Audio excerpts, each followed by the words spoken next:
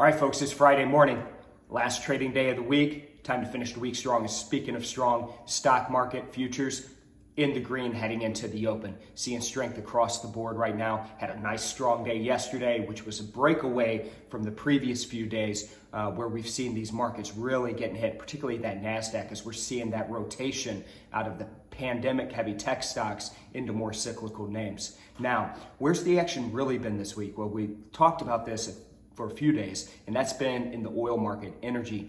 Look at WTI, up 6%, down 5%, up 5%. This morning, up another 2%. Yesterday, we were down 4.5%, just whipsawing all over the place for a number of reasons. We talked about the blockage of Suez Canal, certainly a factor. Also, the impact on global demand as we're seeing COVID cases and further lockdowns across the EU.